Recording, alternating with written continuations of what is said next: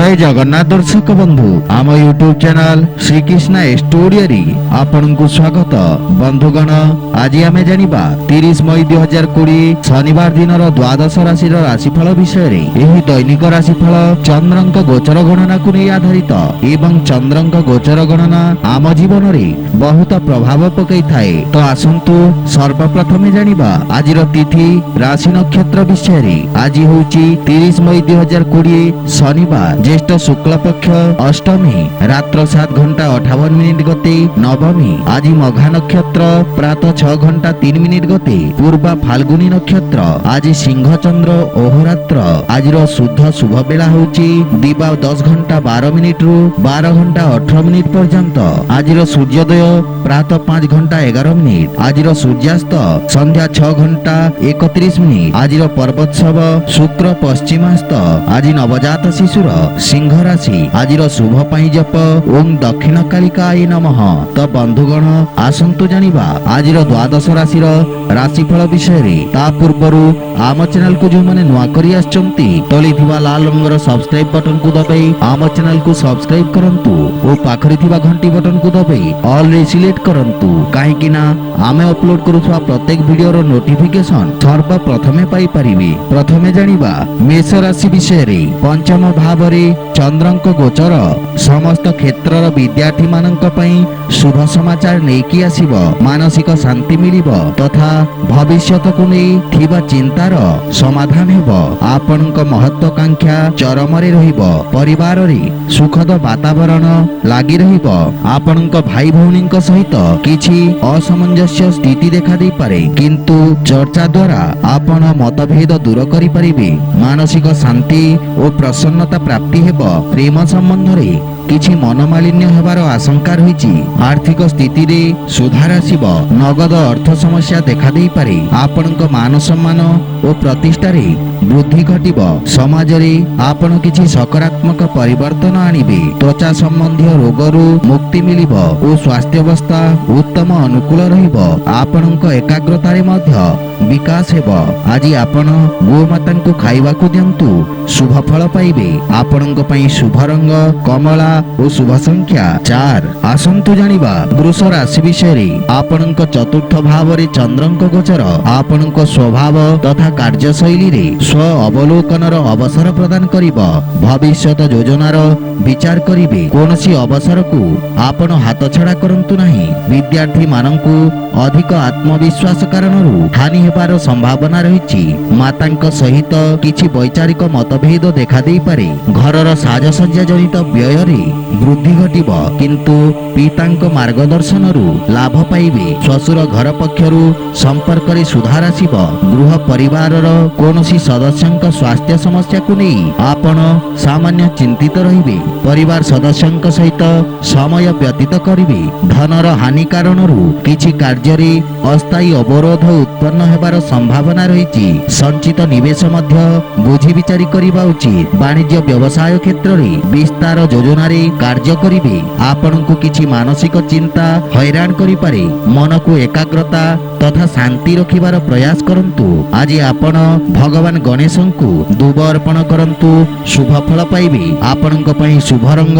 कला और शुभ संख्या 8। आसंतु जानिबा मिथुन राशि विषय रे। आपनक तृतीय भाव रे चंद्रंक गोचर आपनक वाणी को चमत्कारी मधुरता प्रदान करिबो। आपण निज व्यापारिक सहयोगीक सहित भविष्यतर समस्या को सामना करिवार रणनीति प्रस्तुत करिवे। परिवार रे संपत्ति संबंधी कोनोसी विवाद थिले ताहार समाधान हेबो। परिवार रे जीवन साथीक सहित उत्तम समय अतिबाहित करिवे। जदि विवाह हेतु आपण प्रयासरत अछंती ताहेले सफल हेबे। गृह रे धार्मिक मांगलिक कार्यक्रमर रूपरेखा प्रस्तुत करिवे। पितांक पूर्ण सहयोग और आशीर्वाद प्राप्ति हेबो। आर्थिक स्थिति आहुरी सुदृढ़ हेबाकु लागिबो। कोनोसी प्रकार निवेशरु आपण लाभवान हेबे। संपत्ति रे वृद्धि घटिबो और बंधु मित्र तथा योग्य व्यक्तिंक परामर्श व्यवसाय रे सहायक साब्यस्त हेबो। भूमि भवन आदि क्षेत्र रे ଆପଣ ସଫଳତା ପ୍ରାପ୍ତ କରିବେ। କିନ୍ତୁ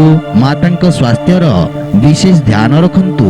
ଆଜି ଆପଣ ଓಂ ନମଃ ଶିବାୟ ମନ୍ତ୍ର ଜପ କରନ୍ତୁ, ଶୁଭ ଫଳ ପାଇବେ। ଆପଣଙ୍କ ପାଇଁ ଶୁଭ ରଙ୍ଗ ଶ୍ବେତ ଓ ଶୁଭ ସଂଖ୍ୟା 2। ଆସନ୍ତୁ ଜାଣିବା କର୍କଟ ରାଶି ବିଷୟରେ। ଆପଣଙ୍କ ରାଶିରୁ ଦ୍ୱିତୀୟ ଭାବରେ ଚନ୍ଦ୍ରଙ୍କ ଗୋଚର ରୋଜଗାର ତଥା ବ୍ୟାପାର କ୍ଷେତ୍ରରେ ସହାୟକ ସିଦ୍ଧ ହେବ ଓ ସ୍ଥାୟିତ୍ୱ ପ୍ରଦାନ କରିବ। ଆପଣଙ୍କ ବାଣୀ ତଥା ଲେଖନୀରେ ମଧୁରତା ଓ ଆକର୍ଷଣର ସଞ୍ଚାର କରିବ। ଆପଣଙ୍କ କାର୍ଯ୍ୟର ସବୁ ଜାଗାରେ ପ୍ରଶଂସା ହେବ। ପାରିବାରିକ ଜୀବନରେ ସୁଖ ସମୃଦ୍ଧି ଲାଗି ରହିବ। ଜୀବନସାଥୀ ଆପଣଙ୍କ ସମ୍ମାନ କରିବେ ଏବଂ ସମ୍ପର୍କରେ ଘନିଷ୍ଠତା ଆସିବ। ଛୋଟ ଭାଇ ଭଉଣୀଙ୍କ ଠାରୁ ଆପଣଙ୍କୁ ସ୍ନେହ ମିଳିବ ଓ ସେମାନେ ଆପଣଙ୍କ ଅନୁସରଣ କରିବେ। ପ୍ରେମ ସମ୍ବନ୍ଧ କ୍ଷେତ୍ରରେ ମଧ୍ୟ ସମୟ ଆପଣଙ୍କ ପାଇଁ ଅନୁକୂଳ ରହିବ। ପୂର୍ବରୁ ଦେଖାଦେଉଥିବା ସମସ୍ୟା ଦୂର ହେବ। ଆର୍ଥିକ ସ୍ଥିତି ଉତ୍ତମ ରହିବ। ଆୟର ନୂଆ ସ୍ରୋତରୁ ଧନ ପ୍ରାପ୍ତିର ଯୋଗ ରହିଛି। ଅଧିକାରୀ ବର୍ଗଙ୍କ ଠାରୁ ଆପଣଙ୍କୁ ସମ୍ମାନ ମିଳିବ। ଛାତ୍ରଛାତ୍ରୀମାନେ ନିଜକୁ ଉଚିତ ରୂପରେ ବ୍ୟକ୍ତ କରିପାରିବେ। ଉନ୍ନତିର ମାର୍ଗ ପ୍ରଶସ୍ତ ହେବ ଏବଂ ଆପଣଙ୍କ ସ୍ୱାସ୍ଥ୍ୟାବସ୍ଥା ଅନୁକୂଳ ରହିବ। ଶ୍ୱାସ ସମ୍ବନ୍ଧିତ ରୋଗରେ ସୁଧାର ଆସିବ। ଆଜି ଆପଣ ଓಂ ଆଦିତ୍ୟାୟ ନମଃ ମନ୍ତ୍ରର ଜପ କରନ୍ତୁ, ଶୁଭ ଫଳ ପାଇବେ। ଆପଣଙ୍କ ପାଇଁ ଶୁଭ ରଙ୍ଗ ଲାଲ ଓ ଶୁଭ ସଂଖ୍ୟା 9। ଆସନ୍ତୁ ଜାଣିବା ସିଂହ ରାଶି ବିଷୟରେ। ଆପଣଙ୍କ ରାଶି ସ୍ଥାନରେ ଚନ୍ଦ୍ରଦେବଙ୍କ ଗୋଚର ଆପଣଙ୍କ ବ୍ୟକ୍ତିତ୍ୱରେ କିଛି ନୂଆ ପରିବର୍ତ୍ତନ ଯୋଡ଼ିବ। ଆପଣଙ୍କ କାର୍ଯ୍ୟକ୍ଷେତ୍ରରେ ସହଯୋଗୀ ବା ଅଧିକାରୀ ଆପଣଙ୍କ ପକ୍ଷରୁ ସହାୟତାର ଅପେକ୍ଷା କରିବେ। ଶିକ୍ଷା କ୍ଷେତ୍ରରେ ଯୋଡ଼ି ହୋଇଥିବା ବ୍ୟକ୍ତିଙ୍କ ପାଇଁ ସମୟ ଉତ୍ତମ ଅନୁକୂଳ ରହିବ। ପରିବାରରେ ଆପଣଙ୍କ ସମ୍ମାନ ବଢ଼ିବ। ସନ୍ତାନ ଆପଣଙ୍କ ଆଜ୍ଞାର ଅନୁପାଳନ ତଥା ଅନୁସରଣ କରିବେ। ଜୀବନସାଥୀ ଆପଣଙ୍କ ଅନୁଭବର ଆଦର କରିବେ। ଆଜି ଆପଣ ପିତାଙ୍କ ସମ୍ମାନ କରନ୍ତୁ।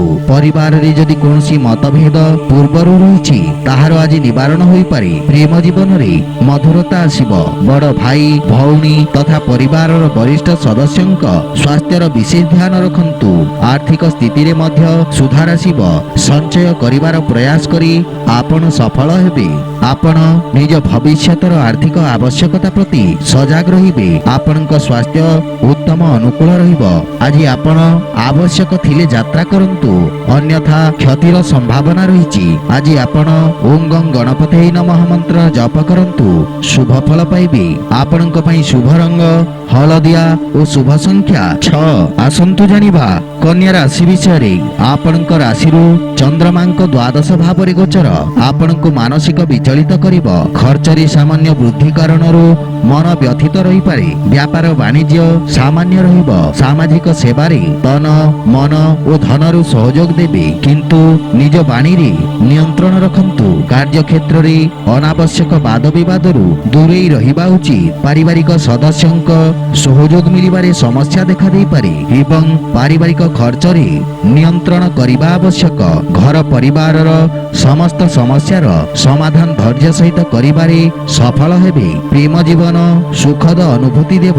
ନଗଦ ଧନର ଅଭାବ ସାମ୍ନା କରିବାକୁ ପଡ଼ିପାରେ। ଅର୍ଥ ସମ୍ବନ୍ଧିତ ଚିନ୍ତା ଆପଣଙ୍କୁ କିଛି ଚିନ୍ତିତ କରିବ। ଦେବା ନେବାରେ ସତର୍କ ରହିବା ଉଚିତ। ଛାତ୍ରଙ୍କୁ ଏକାଗ୍ରତା କାୟମ ରଖିବାରେ ସଂଘର୍ଷ କରିବାକୁ ପଡ଼ିବ ଏବଂ ମାନସିକ ଚିନ୍ତା ସ୍ୱାସ୍ଥ୍ୟ ସମ୍ବନ୍ଧିତ କଷ୍ଟର କାରଣ ହୋଇପାରେ। ଆଖି ତଥା ରକ୍ତ ସମ୍ବନ୍ଧିତ ରୋଗରୁ ସତର୍କ ରୁହନ୍ତୁ। ଆଜି ଆପଣ ଓಂ ହଂ ହନୁମତେ ନମଃ ମନ୍ତ୍ରର ଜପ କରନ୍ତୁ, ଶୁଭ ଫଳ ପାଇବେ। ଆପଣଙ୍କ ପାଇଁ ଶୁଭ ରଙ୍ଗ ଲାଲ ଓ ଶୁଭ ସଂଖ୍ୟା 1। ଆସନ୍ତୁ ଜାଣିବା ତୁଳା ରାଶି ବିଷୟରେ। ଆପଣଙ୍କ ଏକାଦଶ ଭାବରେ ଚନ୍ଦ୍ରଦେବ ଗୋଚର କରୁଛନ୍ତି, ସେଥିପାଇଁ ଆପଣଙ୍କ ଭାଗ୍ୟରେ ବୃଦ୍ଧି ଘଟିବ। ଉତ୍ତମ ଲାଭର ସ୍ଥିତି ଆପଣଙ୍କୁ ପୂର୍ଣ୍ଣ ସହଯୋଗ ପ୍ରଦାନ କରିବ। ବ୍ୟବସାୟର ସ୍ଥିତି ଉତ୍ତମ ଅନୁକୂଳ ରହିବ। କାର୍ଯ୍ୟକ୍ଷେତ୍ରରେ ଦେଖାଦେଉଥିବା ବାଧାବିଘ୍ନ ଦୂର ହେବ ଓ ପରିବାର ସଦସ୍ୟଙ୍କ ପୂର୍ଣ୍ଣ ସହଯୋଗ ମିଳିବ। ଆପଣଙ୍କ ବ୍ୟବହାର କୁଶଳତା ତଥା କର୍ମଠତା କାର୍ଯ୍ୟରେ ସହାୟକ ସିଦ୍ଧ ହେବ। ଭାଇ ଭଉଣୀଙ୍କ ପୂର୍ଣ୍ଣ ସହଯୋଗ ମିଳିବ। ପ୍ରେମ ଜୀବନରେ ନୂଆ ଅନୁଭବ କରିବେ। କୌଣସି ଶୁଭ ସମାଚାର ପାଇ ମନରେ ପ୍ରସନ୍ନତାର ଭାବ ରହିବ। ପାରିବାରିକ ବାତାବରଣ ସୁଖଦ ରହିବ ଏବଂ ନୂଆ ସମ୍ପର୍କ ସ୍ଥାପନ ହେବ। ସଞ୍ଚିତ ଯୋଜନାରେ ନିବେଶ କରିବା ପାଇଁ ଉତ୍ତମ ସମୟ। ଅନାବଶ୍ୟକ ଖର୍ଚ୍ଚରେ ସାବଧାନ ରୁହନ୍ତୁ। ରାଜନୀତିରେ ଯୋଡ଼ି ହୋଇଥିବା ବ୍ୟକ୍ତିଙ୍କୁ କିଛି ନୂଆ ଅବସର ମିଳିବାର ସମ୍ଭାବନା ରହିଛି। କୌଣସି ଘାତକ କାର୍ଯ୍ୟଠୁ ଆପଣଙ୍କୁ ଦୂରେଇ ରହିବା ଉଚିତ। ଆଜି ଆପଣଙ୍କ ସ୍ୱାସ୍ଥ୍ୟ ଉତ୍ତମ ରହିବ, କିନ୍ତୁ ପିତାଙ୍କ ସ୍ୱାସ୍ଥ୍ୟର ପୂର୍ଣ୍ଣ ଧ୍ୟାନ ରଖନ୍ତୁ। ଆଜି ଆପଣ ଶିବ ଚାଲିସା ପାଠ କରନ୍ତୁ, ଶୁଭ ଫଳ ପାଇବେ। ଆପଣଙ୍କ ପାଇଁ ଶୁଭ ରଙ୍ଗ ବାଇଗଣୀ ଓ ଶୁଭ ସଂଖ୍ୟା 3। ଆସନ୍ତୁ ଜାଣିବା ବିଚାର ରାଶି ବିଷୟରେ। ଆପଣଙ୍କ ଦଶମ ଭାବରେ ଚନ୍ଦ୍ରଙ୍କ ଗୋଚର ଆପଣଙ୍କୁ କୌଣସି ମହତ୍ୱପୂର୍ଣ୍ଣ ଅବସର ପ୍ରଦାନ କରିବ। ଆପଣଙ୍କ କର୍ମଠତା ସହିତ ନିଜ କାର୍ଯ୍ୟକ୍ଷେତ୍ରରେ ତଥା କାର୍ଯ୍ୟ ପ୍ରଣାଳୀରେ ଆବଶ୍ୟକତା ଅନୁସାରେ ପରିବର୍ତ୍ତନ ପାଇଁ ପ୍ରେରିତ ରହିବେ।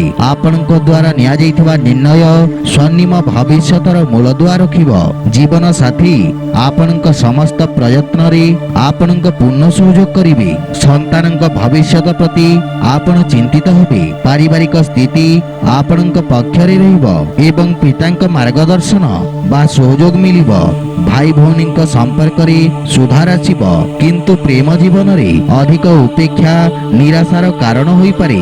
ଲାଭର ସ୍ଥିତି ଉତ୍ତମ ଅନୁକୂଳ ରହିବ। ଆୟର ନୂଆ ସ୍ରୋତର ବିକାଶ ଘଟିବ। ଛାତ୍ରଛାତ୍ରୀମାନେ ଭବିଷ୍ୟତର ଆବଶ୍ୟକ ଅନୁସାରେ ନିଜ ବ୍ୟବସାୟ ତଥା ଅନୁରୂପ ଆବଶ୍ୟକ କୌଶଳ ବାଛିବେ। ଆପଣଙ୍କ ସ୍ୱାସ୍ଥ୍ୟାବସ୍ଥା ଅନୁକୂଳ ରହିବ ଏବଂ ଆପଣ ଶାରୀରିକ ରୂପରେ ନିଜକୁ ସମର୍ଥ ଓ ଉର୍ଜାବାନ ଅନୁଭବ କରିବେ। ଆଜି ଆପଣ ଓଂ ନମୋ ନାରାୟଣାୟ ନମଃ ମନ୍ତ୍ର ଜପ କରନ୍ତୁ, ଶୁଭ ଫଳ ପାଇବେ। ଆପଣଙ୍କ ପାଇଁ ଶୁଭ ରଙ୍ଗ ଗୋଲାପୀ ଓ ଶୁଭ ସଂଖ୍ୟା 7। ଆସନ୍ତୁ ଜାଣିବା ଧନୁ ରାଶି ବିଷୟରେ। ଆପଣଙ୍କ ନବମ ଭାବରେ ଚନ୍ଦ୍ରଙ୍କ ଗୋଚରରୁ ଆଜି ଭାଗ୍ୟ ଆପଣଙ୍କ ସପକ୍ଷରେ ରହିବ।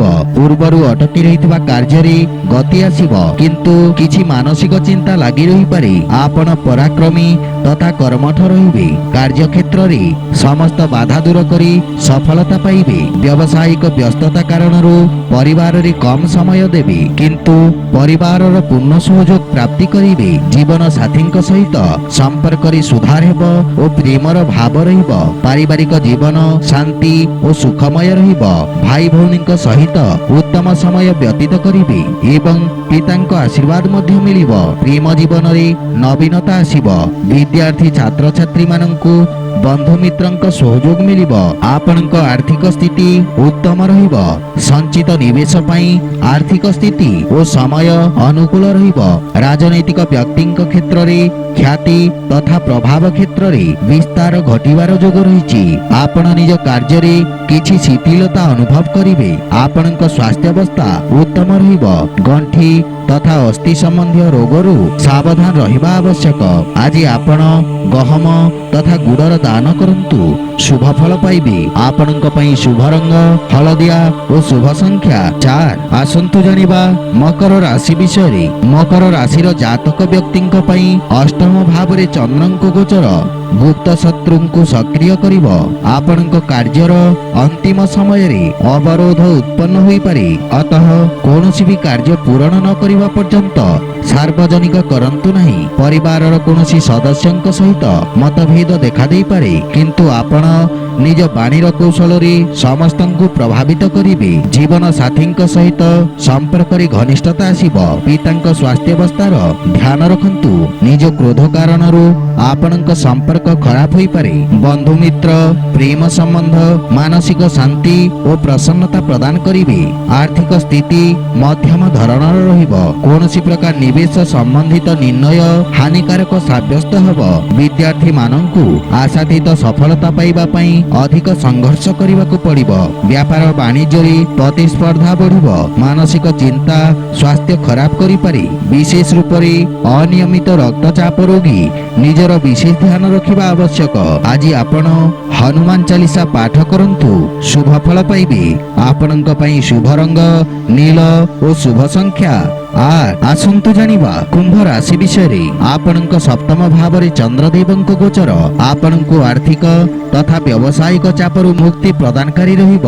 ଭାଗିଦାରୀରେ କୌଣସି କାର୍ଯ୍ୟ ପ୍ରାରମ୍ଭ କରିବାର ଯୋଜନା କରୁଥିଲେ ସମୟ ଶୁଭ ରହିବ। ଆପଣ ନିଜ ସମସ୍ତ ବ୍ୟବସାୟିକ ଦାୟିତ୍ୱ ତୁଲାଇବାରେ ସଫଳତା ପାଇବେ। ଜୀବନ ସାଥୀଙ୍କ ସହିତ ସମ୍ପର୍କରେ ମଧୁରତାର ଭାବ ରହିବ। ଭୁଲ ବୁଝାମଣା ଦୂର ହେବ।